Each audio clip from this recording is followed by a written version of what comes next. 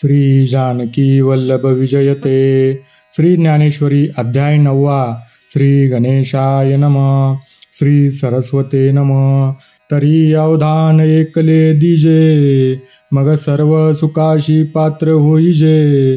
हे प्रतिज्ञोत्तर माझे उघड ऐका.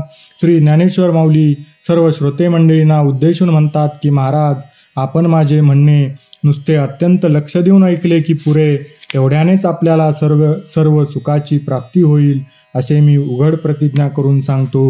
परी प्रौढी न बोले होजी, तुम्हा सर्वज्ञांच्या समाजी. देयावे अवदान हे माझी विनवणी सलगीची. परंतु महाराज, तुम्हा सर्वज्ञ संतांच्या समाजापुढे मी आढ्यतेने बोलत नाही. आपण अवधान द्यावे अशी माझी लढिवाळपणाची विनंती आहे. का जे लळे याचे लळे सरती, मनोरथांचे मनोरथ पुरती. जरी माहेरे श्रीमंते होती तुम्हा आईसी. महाराज, तुमच्यासारखे प्रेमळ व श्रीमंत आईबाप ज्या लाडक्यांना प्राप्त होतात, त्यांनी जी आळी घ्यावी किंवा जे मनोरथ करावे ती आळी व ते त्यांचे मनोरथ सहज पूर्ण होतात. तुमचे या दिठिव्याचे ओले, साशिन्नले प्रसन्नतेचे मळे. ते सावली देखुनी लोळे श्रांतुजी मी. तुमच्या कृपादृष्टीचा ओलावा माझ्या अंतकरणात प्राप्त झाल्यामुळे जिकडे तिकडे प्रसन्नतेचे हिरवेगार मळे भरास आले. ती सावली पाहून संसार तापाने तापलेला जो मी त्या सावलीत आनंदाने लोळत आहे. म्हणजे तुमच्या कृपादृष्टीमुळे जिकडे तिकडे चित्ताची प्रसन्नताच झाली व त्यामुळे माझा त्रिविध ताप नाहीसा झाला. प्रभू, तुम्ही सुखामृताचे डोहो, म्हणून आम्ही आपल्या स्वेच्छा ओलाहो. येतही जरी सलगी करो बिहो, तरी निहो केपा. महाराज, तुम्ही संत त्या सुखरूप अमृताचे अथांग खोल डोह आहात, म्हणून आपल्या इच्छेनुसार मला त्यात मनसोक्त स्नान करता येते. अशा तुमच्या ठिकाणी जर आम्ही सलगी करायला भ्यालो तर आमचा ताप कोठे शांत होईल. ना तरी बालक बोबडा बोली, का वाकुडा विचुका पाऊली. ते चोज करुणी माऊली रिझे जेवी. किंवा लहान मूल जरी बोबडे बोलते व वाकडे तिकडे पाऊल टाकून चालू लागते, तरी आई त्याचे कौतुक करून आनंद मानते. तेवी तुम्हा संतांचा पडियाओ, कैसेनी तरी आम्हावरी हो. या बहुआ आळुकिया जिया हो सलगी करीत. त्याप्रमाणेच तुम्हा संतांचे मजवर कोणत्या तरी निमित्ताने प्रेम बसावे म्हणून मी मोठ्या आवडीने आपल्याशी सलगी करीत आहे. वाचुनी माझी बोलतीये योग्यते, सर्वज्ञ भावादृश श्रोते. काय धड्यावरी सारस्वते पडोशी कीजे. मी तुमचे प्रेम संपादन करण्याकरता सलगी करीत आहे. त्या वाचून माझ्या गीतार्थ निरूपण करण्याच्या योग्यतेच्या दृष्टीने आपल्यासारख्या सर्वज्ञांना श्रोते होण्यासारखे म्हणजे श्रवण करण्यासारखे काही नाही. कारण सरस्वतीच्या मुलाला धडे घेऊन शिकायला पाहिजे का. अवधारा आवडे ते सना दुंदुरू, परी महातेजी न मिरवे काय करू.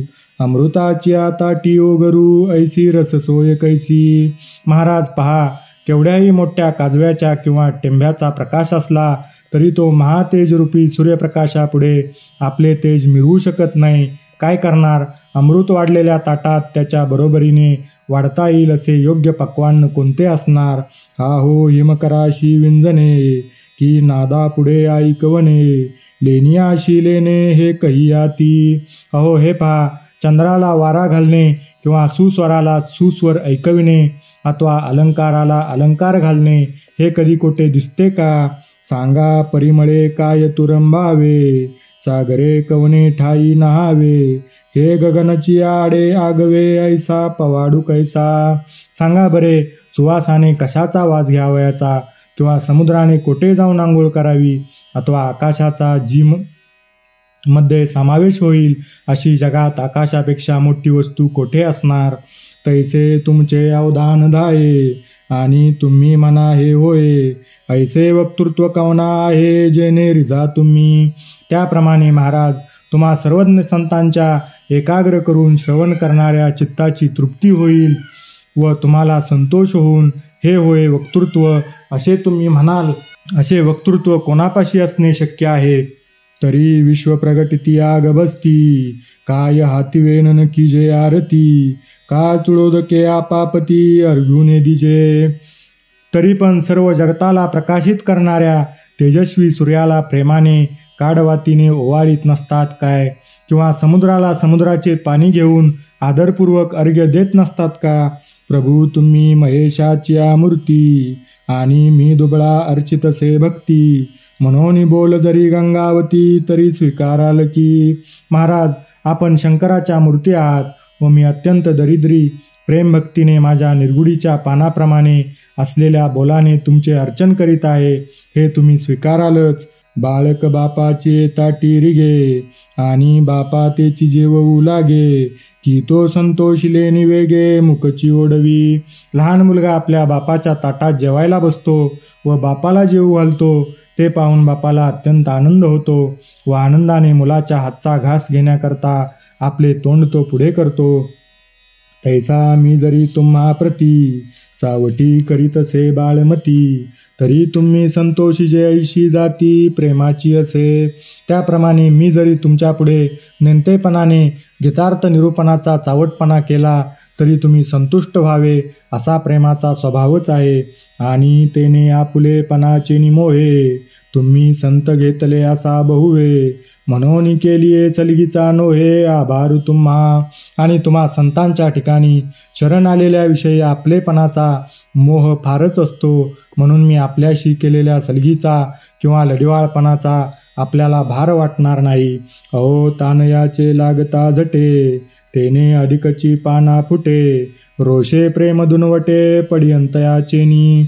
महाराज, तान्या वासराने गाईच्या स्तनास जसजशा डुसण्या द्याव्या तसतसा गाईला जास्त पाना फुटतो, तसेच लाडक्याच्या रागावण्याने त्याच्याविषयीचे प्रेम दुप्पट वाढते.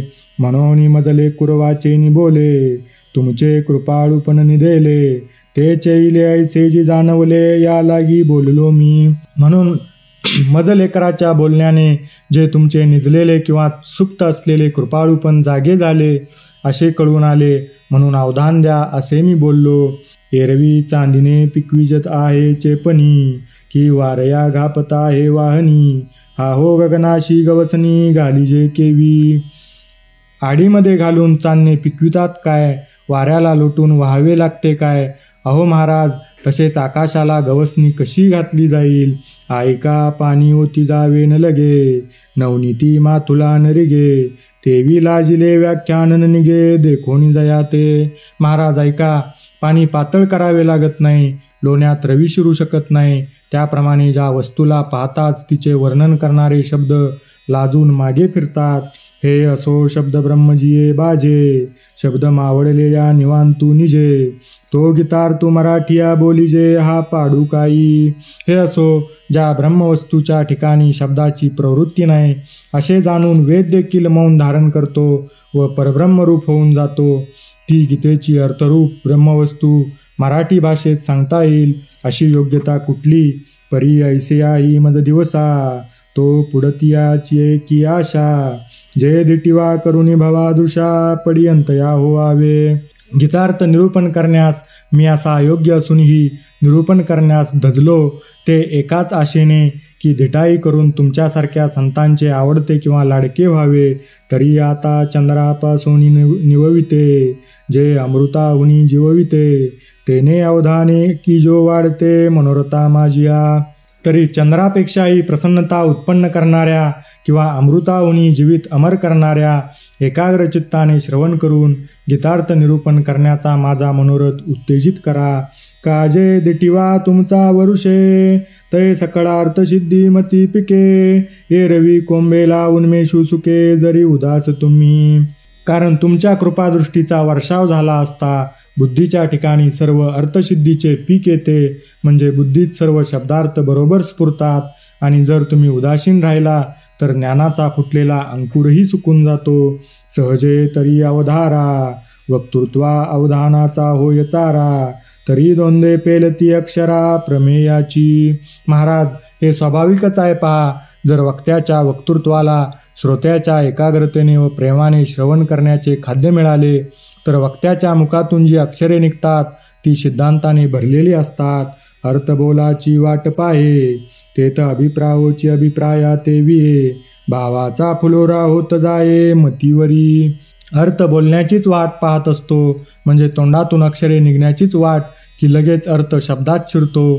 तेथे मग अभिप्रायातून अभिप्राय उत्पन्न होऊ लागतात व बुद्धीवर सद्भावाची किंवा तद्रुपतेची पुष्पवृष्टी होते, किंवा त्यांच्या बुद्धीवर सद्भावाचा फुलोरा बांधला जातो, म्हणजे बुद्धी यथार्थाकार होत जाते.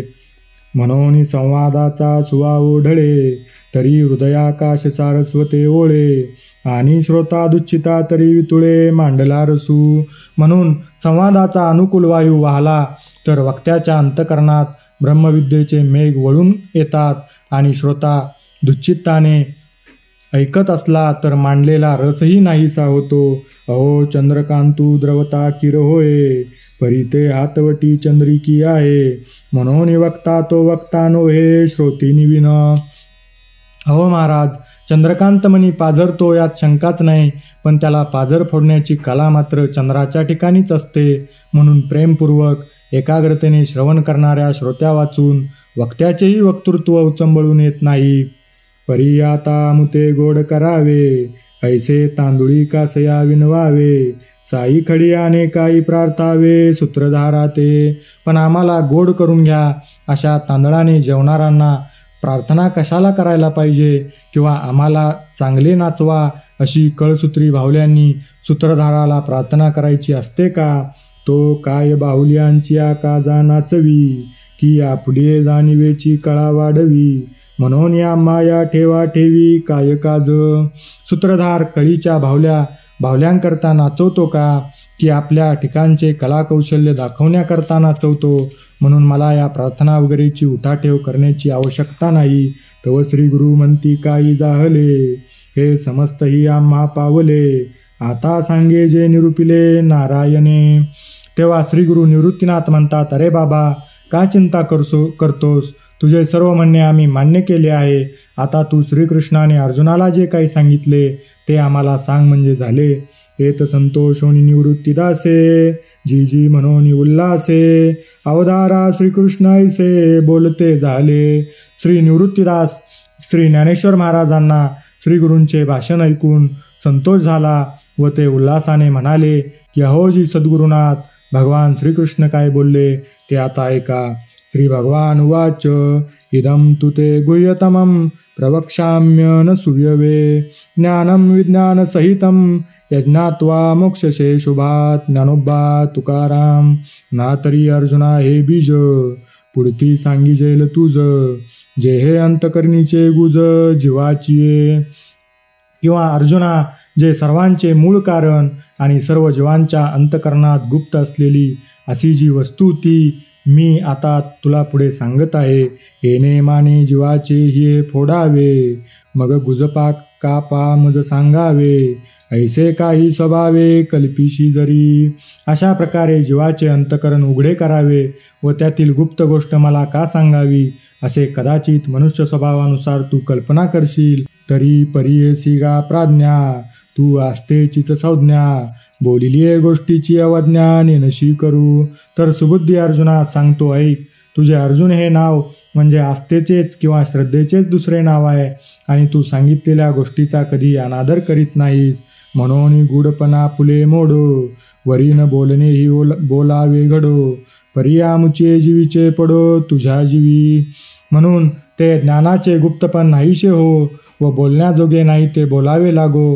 पण माझ्या अंतकरणात जी गुप्त गोष्ट आहे ती तुझ्या अंतकरणात प्राप्त हो.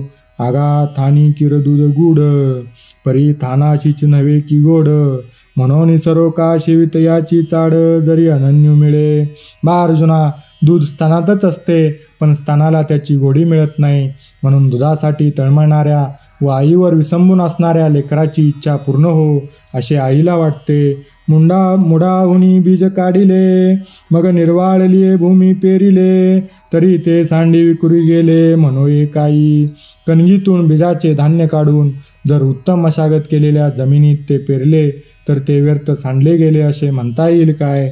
या लागी सुमनू आणि शुद्धमती, जो अनिंदकू अनन्य गती, पैगा गोप्य ही परितया प्रती, चावळी जे सुखे. म्हणून जो शुद्ध मनाचा, शुद्ध बुद्धीचा, निंदा न करणारा आणि अनन्य आहे अशालाच जिव्हाळ्याची गोष्ट खुशाल सांगावी. तरी प्रस्तुता आता गुणीही तू वाचून अनिक नाही, म्हणून गुज तरी तुझ्या ठाई लपवू नये.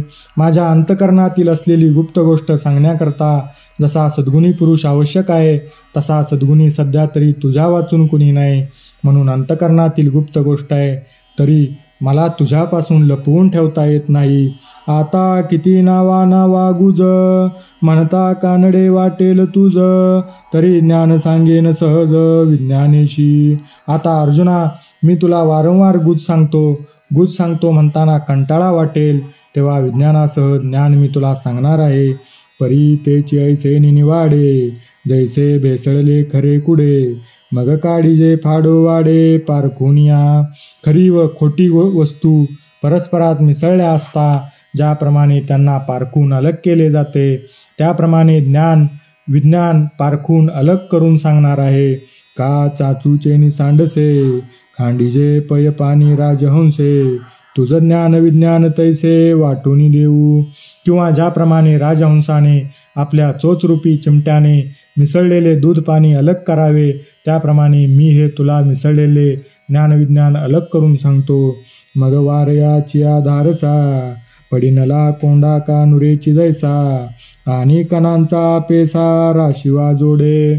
किंवा मळलेले धान्य भूस व बी काढून मिळून असते आणि ते वाऱ्याच्या प्रवाहात धरल्यावर कोंडा उडून जातो आणि खाली सहजच धान्याचा ढीग पडतो. तैसे जे जाणितले यासाठी, संसाराची गाठी, लावणी बैसवी पाठी मोक्षश्रियेच्या. त्याप्रमाणे जे विज्ञानासहित ज्ञान जाणले असता विज्ञानरूप सर्व संसाराच्या गाठी लावला जातो व पुरुषाला मोक्षलक्ष्मीच्या सिंहासनावर बसविते. श्लोक. राजविद्या राजगुह्यम पवित्रमिदमुत्तमं, प्रत्यक्षावगमं धर्म्यं सुसुखं कर्तुम व्ययं. ज्ञानोबा तुकाराम. जे जाणणे या आगव्यांच्या गावी, गुरुत्वाची आचार्य पदवी, जे सकळ गुह्यांचा गोसावी पवित्रा राहो. जाणण्याला योग्य अशा जितक्या उत्तम विद्या आहेत, त्या सर्व विद्यामध्ये या ब्रह्मविद्येला सर्वश्रेष्ठ अशी थोरपणाची आचार्य ही पदवी मिळाली आहे. आणि सर्व गुह्यात गुह्य अशी ही ब्रह्मविद्या गुह्यांचा राजा आहे व सर्व पावन करणाऱ्यामध्ये श्रेष्ठ आहे. आणि धर्माचे निजधाम, देवीची उत्तमाचे उत्तम, पैजया येता नाही काम जन्मांतराचे. त्याचप्रमाणे ही ब्रह्मविद्या सर्व धर्माचे नित्य राहण्याचे ठिकाण आहे व उत्तमाचे उत्तम, म्हणजे हिच्यापेक्षा उत्तम दुसरी कोणतीच विद्या नाही. ही विद्या प्राप्त झाली असता पुन्हा जन्ममरणाचे दुःख भोगावे लागत नाही. मोटके गुरुमुखे उदेजत दिसे, आणि हृदयी स्वयंबची असे, प्रत्यक्ष फाव लागे तैसे आपेसे याची. श्री गुरुमुखाने आत्मज्ञानाचा थोडा उदय झाला की ते आपल्या हृदयात मूळचेच आहे असा आपोआप प्रत्यक्ष अनुभव येतो. तेवीची गा सुखाच्या पाऊटी, चढताई जे जयाच्या भेटी, मग भेटल्या किरमिटी भोगणे आई पडे. ज्या ब्रह्मवस्तूच्या भेटीला सुखाच्या पायरीने चढता येते आणि मग ब्रह्मवस्तू भेटल्यावर भोगतेपणालाही मिठी पडते. पुंडलिक वरदा हरिविठ्ठल. श्री ज्ञानदेव तुकाराम पंढरीनाथ भगवान की जय. माऊली ज्ञानेश्वर महाराज की जय. जगद्गुरु तुकाराम महाराज की जय. बोल बजरंग बली की जय. जय जय रघुवीर समर्थ.